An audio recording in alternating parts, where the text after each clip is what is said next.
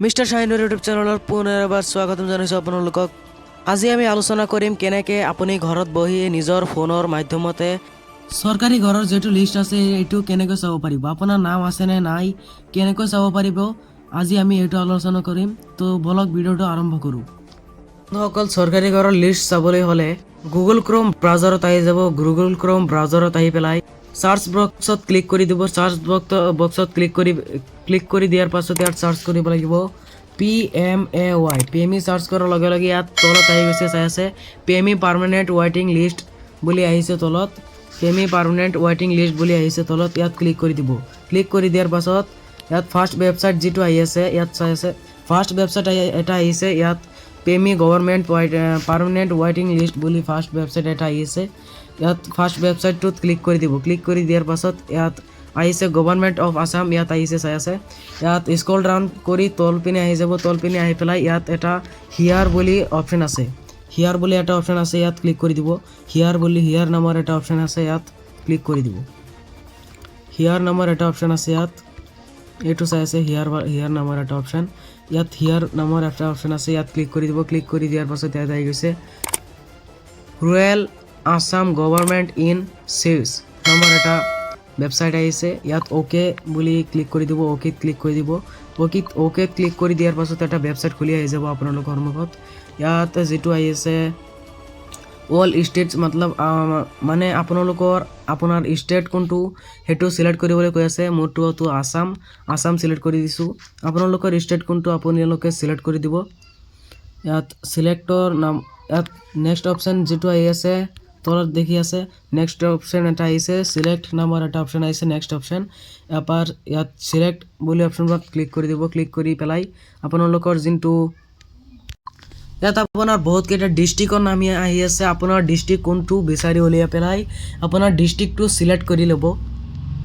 মোৰটো নগাঁও ডিষ্ট্ৰিক্টৰ, ইয়াত নগাঁও আহি আছে, ইয়াত নগাঁওটো চিলেক্ট কৰি লওঁ।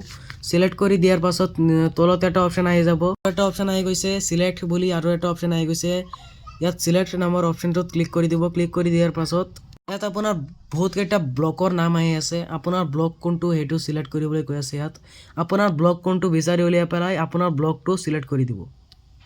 ব্লকটো চিলেক্ট কৰি দিয়াৰ পাছত ইয়াত তলত আৰু এটা চিলেক্ট আহি আছে, ইয়াত চিলেক্টত ক্লিক কৰি দিব। ক্লিক কৰি দিয়াৰ পাছত এতিয়া আপোনাৰ কৈ আছে যে এটা গাঁও পঞ্চায়তৰ, আপোনাৰ যোনটো গাঁও পঞ্চায়তৰ নাম GP আপোনাৰ কোনটো আছে সেইটো চিলেক্ট কৰিবলৈ কৈ আছে। মই GP চিলেক্ট কৰি দিয়াৰ পাছত ইয়াত তলত এটা অপশ্যন আহিছে দ্য এনচাৰ ইজ, মানে ইয়াত 55 ইয়াত আহিছে মানে মাইনাছ কৰিব লাগে, মাইনাছ কৰি কিমান উত্তৰ এনচাৰ ওলাব ইয়াত আপোনাৰ বহাই দিব লাগিব। মানে ইয়াত 55ৰ পৰা 40 মাইনাছ কৰিলে কিমান থাকিব ইয়াত এনচাৰটো উলিয়াই দিব। আপোনাৰ মোবাইলত চাগে বেলেগ আহিছে, আপোনালোকে হিচাপ কৰি ইয়াত বহাই দিব। এনচাৰ ইজ ইয়াত বহাই দিব। ইয়াত এটা খালী ঠাই অপশ্যন আছে, ইয়াত বহাই দিব হিচাপ কৰি। তো মই বহাই আছোঁ এতিয়া। এনচাৰটো চিলেক্ট কৰি দিয়াৰ পাছত সাবমিট এটা অপশ্যন আহি আছে, নিচৰ তলত দেখি আছে এটা সাবমিট অপশ্যন আহি আছে, সাবমিট অপশ্যনত ক্লিক কৰি দিব। সাবমিট অপশ্যনত ক্লিক কৰি দিয়াৰ পিছত ইয়াত প্ৰচেছিং হৈ আছে। এতিয়া প্ৰচেছিং হৈ পেলাই আহি গৈছে। স্ক্ৰল ডাউন কৰি তল পিনে আহি যাব। তল পিনে আহি পেলাই ইয়াত চাই আছে আপোনালোকৰ যিটো district name, block name, panchayat name, registration number, verify name, ইয়াত চাই আছে ফাদাৰ্ছ নেম, মাদাৰ্ছ নেম, গোটেইকেইটা অপশ্যন আহি গৈছে। আপোনাৰ চৰকাৰী ঘৰৰ লিষ্ট গোটেইকেইটা আহিছে। এতিয়া যদি আপোনালোকে এইটো ডাউনলোড কৰিব বিচাৰে ইয়াত ডাউনলোডো কৰিব পাৰিব। ইয়াত আহি গৈছে ডাউনলোড PDF, ইয়াত ক্লিক কৰি আপোনালোকে ক্লিক কৰাৰ লগে লগে আপোনালোকৰ গোটেইকেইটা লিষ্ট ডাউনলোড হৈ যাব। আপোনাৰ ডাউনলোড হৈ আপোনাৰ গেলেৰীত ছেভ হৈ যাব। তেতিয়া আপুনি আপোনাৰ যিটো লিষ্ট আছে আপোনালোকে গেলেৰীৰ পৰা চাই ল'ব।